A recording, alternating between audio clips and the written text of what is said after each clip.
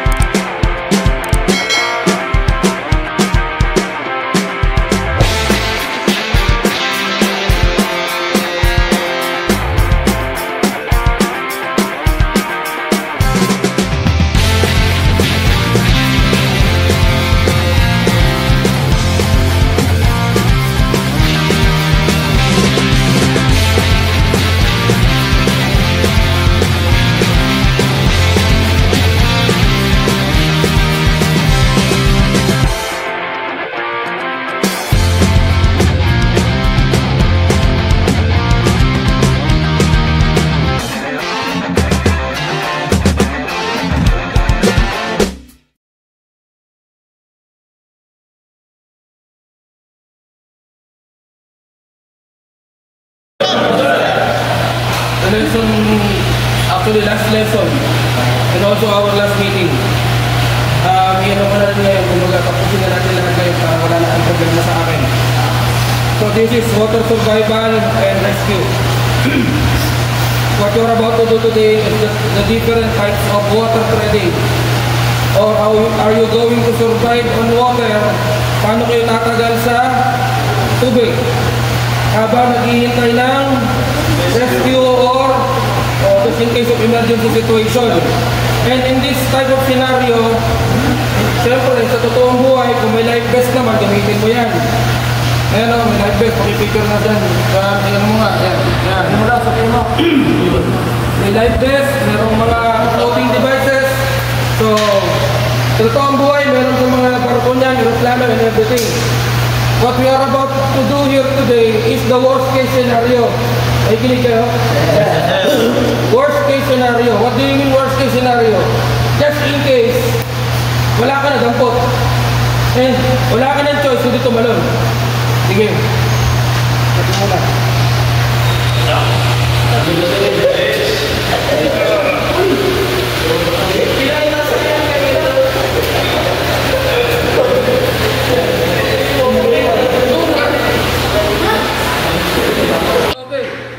Una, yung langoy aso.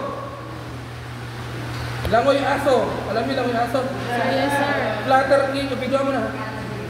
Flutter kick sa ilalim. Then yung kamay, parang aso. Ngayon, ang technique. Huwag kang magmamadali. Huwag kang magmamadali sa tubig. Ano ang objective dito?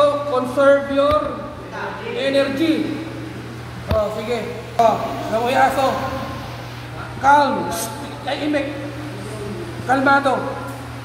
Ayan o. Hindi mo kailangan magmadali. Either naka-lean forward or backward. Nagets nyo? Hindi mo kailangan magmadali sa tubig. Ano objective? Conserve your energy. That is type 1. Another type of water treading, yung frog kick. Frog kick. At saka breaststroke. Yung tinuro ko na yun. Ganito. Oh. Next. Kita nyo? Or, kapaliktad. Kanya? Or, ganito. Okay? Layo.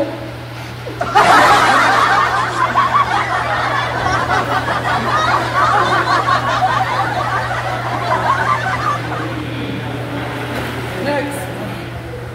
Yeah. Okay, ito yung pangatlo. Kung tawagin ito ay egg beater. Egg beater. Tingnan nyo pa. Ha? Kabilaan. Kita nyo? Kita nyo? Ilalim. Kabilaan. Okay. Sige, ano muna. Tapos yung kamay. Ganito. Ang tawag dito ay infinity. Gets nyo? Infinity. O, ito yun. Sige, bigyan ulit. Sige, verify.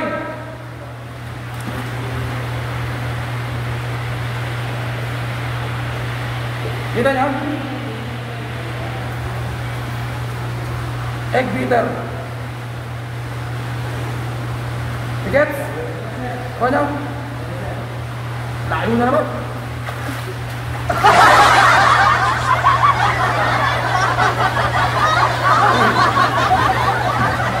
Those are the different types of... Ang tawag doon? Patay tayo dyan. Ang tawag doon? Water! Ano? Water trading. Wala ka nang boses. Puta ragis na. Di ba? Water trading.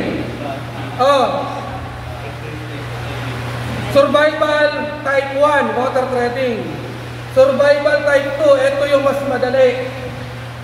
Pero, hindi ito pwede sa tubig na hindi kalmado. Kailangan ng tubig, kalmado rin. Madali yung type 2. Ano yung type 2? Ito yung tinatawag talaga na floating. Anong klaseng floating, sir? As in lutang. Hindi ka gagalaw. Nakahiga ka sa tubig. So dapat kalmado ang tubig. Kasi pag hindi kalmado ang tubig, o para ka rin nakahiga sa isang higaan na may gumagano sa gilid mo. Ewan ko, sino gumagano sa gilid mo, bahala ka na. Magusto magulo. O kailangan yung hinihigaan mo, hindi rin magulo. Floating. Tingin. Kalmado.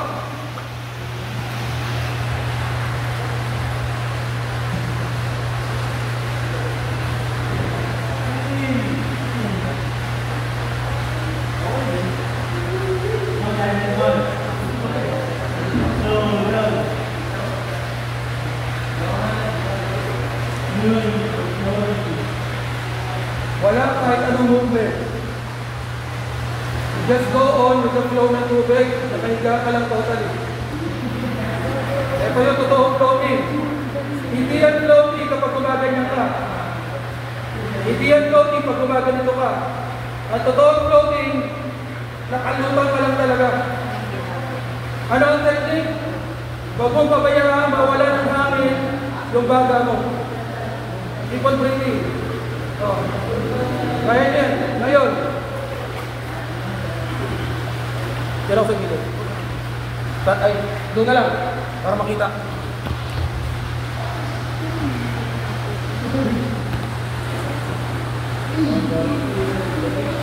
Technique. Makinig. Sir, beginner ako eh. Huwag kang mga lotang. Ano kaya pwede kong gawin? Ito, tingin. Tingin. Kapit. Kapit. Then, unti-unti kang umiga. Then, familiarize yourself. Ganyan. Sa tingin mo, nakakalutang ka na, bitaw. Bitaw. Bulubog ka, kapit ulit. Bitaw, bitaw. Hanggang magutunan. Let's go. Yes, sir. Pinat technique. Naiintindihan? Yes, sir. Langoy aso. Pag-kick, and then igniter, then floating. Okay, makakabi na yan. Pag-isel mo thank you. Sabay-sabay, ready? Langoy aso. 1, 2, 3, go! Walang kakapit. Wala ring tatapak. Yung hindi ganong sa tabi lang kayo. Sa tabi lang ha, sa tabi lang.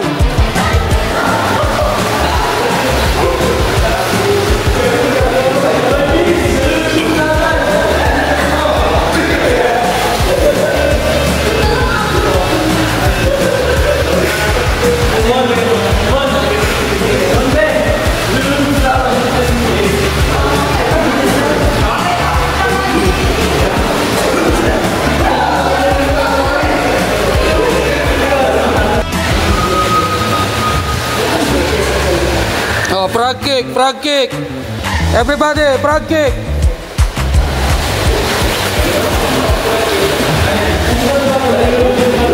Frog kick, water trading.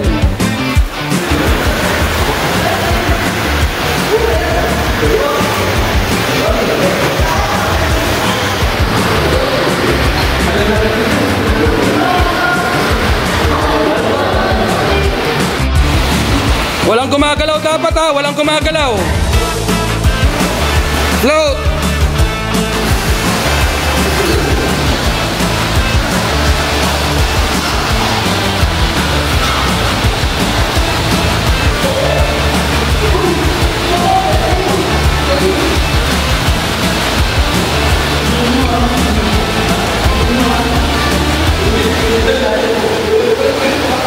Okay, very good. Oh, kung paano, ang next natin, paano ang tamang pagsusuot ng life vest.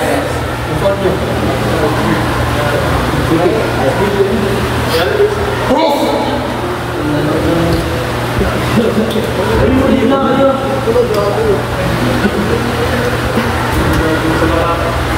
Proof!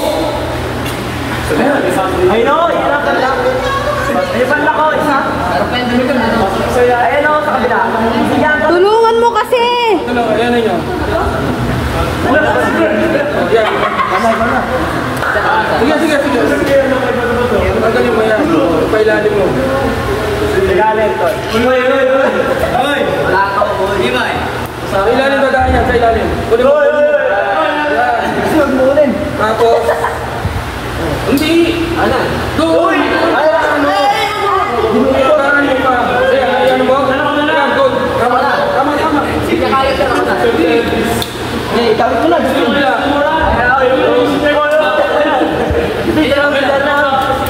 Wala na.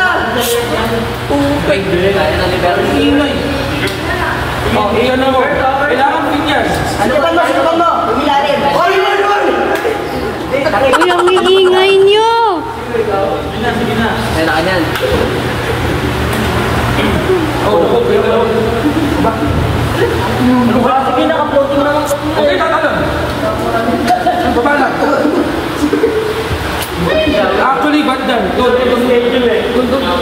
Sa kabila. Ingatan mo talaga. Huwag kayong tawa na tawa dyan. Kayo sunod.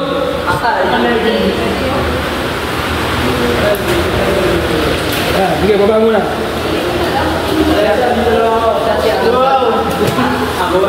Oh, assuming ikaw yung biktima, ikaw yung magliligtas, dadalhin mo doon. Paano? Ayaw na pre, galang siya pre. Oh. Ay, mali. Ulit. Balik, kapit mo na.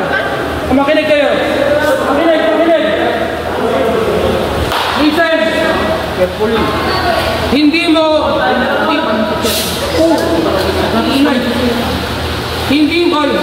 mo gaganituhin kasi lulubog lalo yun eh. So paano? Nasa ilalim at iaangat mo ganon. Doon mo ngayon sa, then mag-aangat mo ng ganon, doon mo iilain. Dito sa ano? Hindi dyan.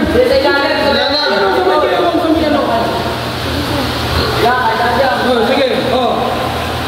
Then, langoy. Backstroke, yan, ganyan. Oh, sige, hanggang dulo. Hoy, pagdating nung palit kayo ha.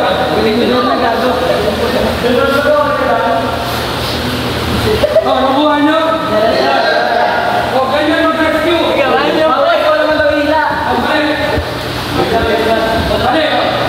Kailangan makatingin doon, hindi nalulunod.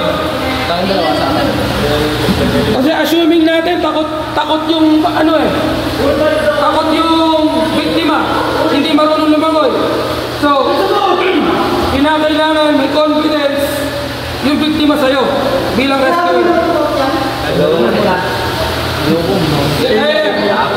Ladder kick! Yan! Tadya! Isa pa yung sumunod.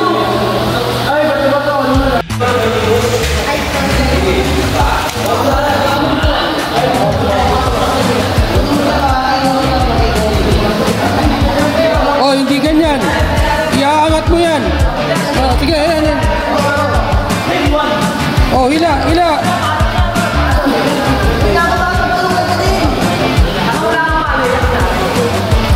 Ayan, sige.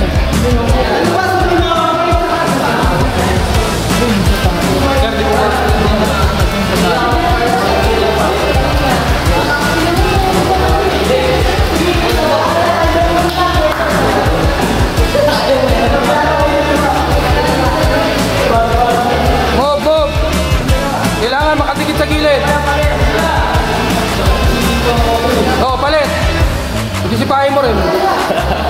Oh, palit. Oh, Bob. Huwag kang gagalaw, biktima ka lang. Nakahiga ka lang.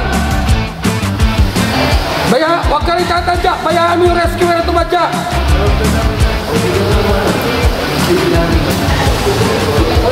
Oh, rescuer, move. Sige, tadyak. Sipa. Ilahin mo. Baliktad kasi eh. Yan.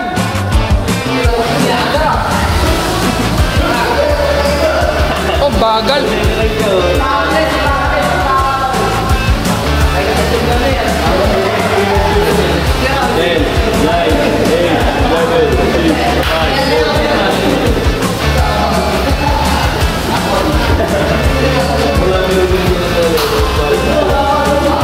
Yeah, move.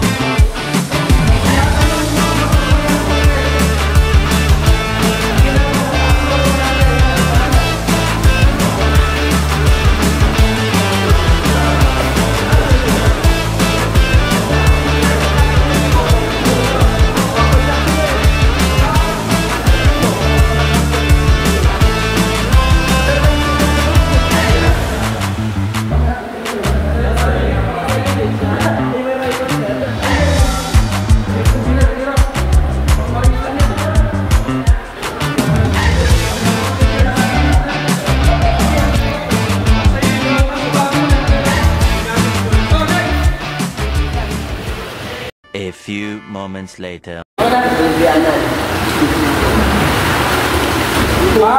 tawag natin dito, donut.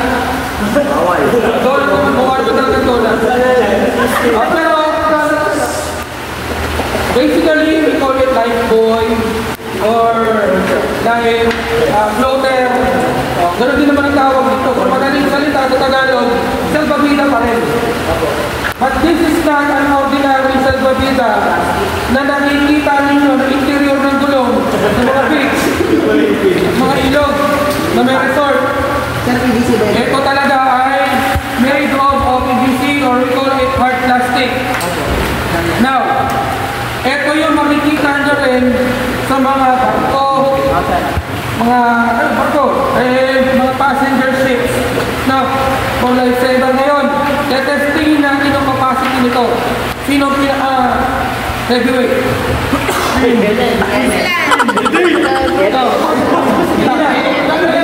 Pinaka-debut, grabe ka naman. Tingnan mo kung lulutang ka.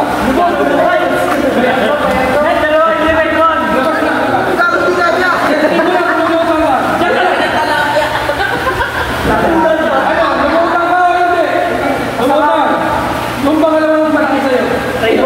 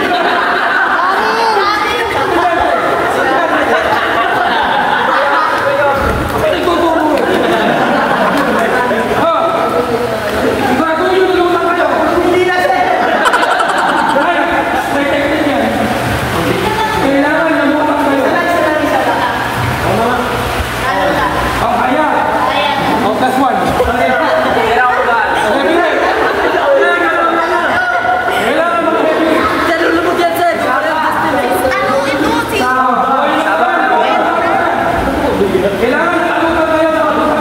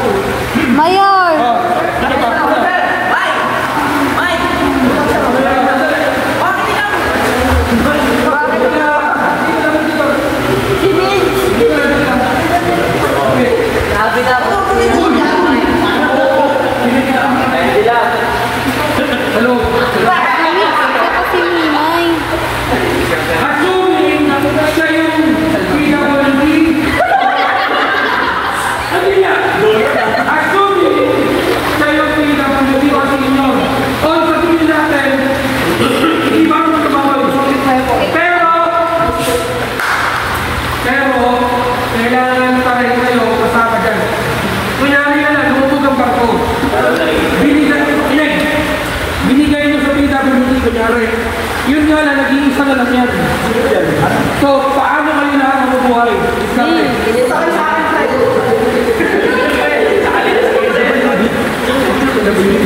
Ay, nagawa ka ako dyan.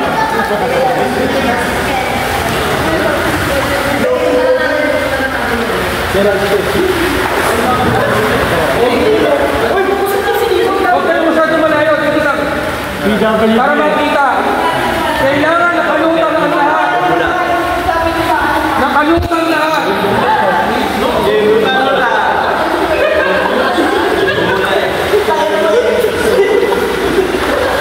Halika kayo. Anak ng pagkakas. Ang problema nyo kasi, ito ang turo ko ha. Umasa lahat kasi kayo dyan. Sandali, tingnan nyo ako. Tingnan nyo ako. Hindi, nakalang. Hindi mo ilalagay lahat yung timbang mo dyan. Pakay talaga to. So, ano ang technique? Simple. Isang kamay lang yun dyan. Ikaw nag-water pipe. At lahat kayo nalutang. Gawa. Pwede yung gamitin yung tali. Yung tali, pwede yung gamitin.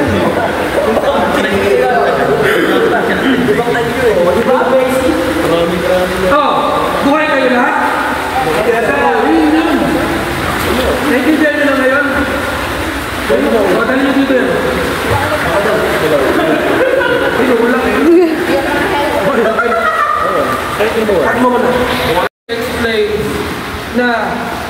buburahin ko sa binura ko sa isipan ninyo na itong bagay na ito ay hindi lang pang isang tao.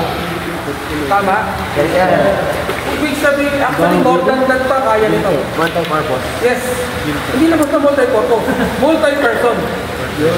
Maraming tao kaya nito, basta tama ang gagawin. Huwag niyong ilagay, makinig kayo dyan. Huwag niyong iasa lahat ng weight niyo dito. Talagang patay kayo lahat pare-pareho. So, para magkasya, kahit 10 kayo nakapalikot at may isang PWD sa gitna, kahit tali lang yan, as long as nag-water tread ka, lulutan at lulutan kayo lahat. Sabihin natin 10 minutes pa bago dumating ang rescue boat, kaya kayong sagipin nito within 10 minutes or more. As long as nasa dagat kayo. Naintindihan nyo? Ayun guys, ano? So, ayun ang mga different swimming techniques. Sana marami kayong natutunan sa survival and also sa pag-rescue, ano? Magamit nyo yan sa ilang mga cases na ma-encounter nyo just in case. Pero wag naman sana, ano? So, that's it for today. So, this is Prof. M's Adventures, always saying that life is an adventure and adventure is life. Thank you guys!